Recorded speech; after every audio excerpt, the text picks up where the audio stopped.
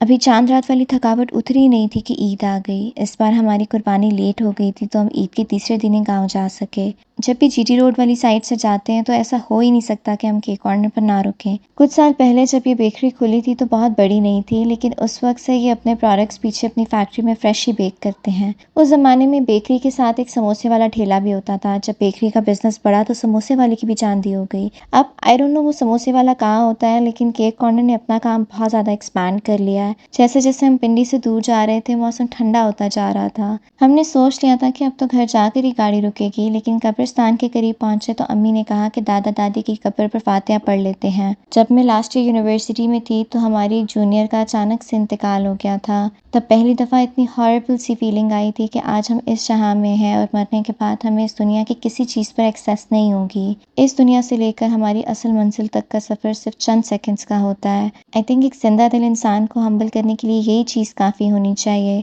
अब हम घर पहुंच गए थे।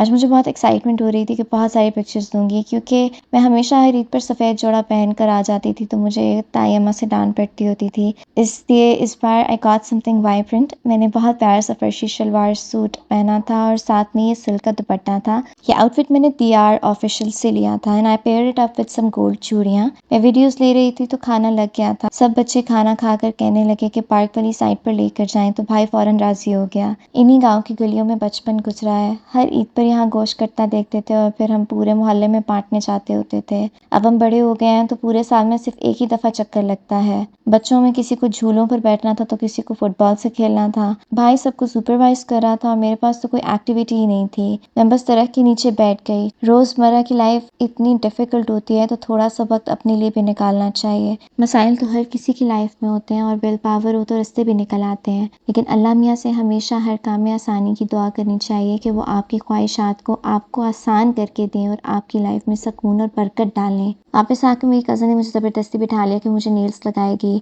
उस वक्त तो बहुत पैम्पर्ड सा फील हो रहा था, लेकिन क्योंकि this was my first time getting my nails done तो इसके बाद मुझे ऐसा लगा कि मैंने खुद ही मुसीबत गले पाल ली है। I am not even kidding, I was obsessed with how they look, but it also felt really uncomfortable. Then it was time to go at my newly married cousin's home. हमारे एक और कज़न को रास्ता आता था तो वो मैं अंदर ही अंदर गलियों से लेकर जा रहे थे।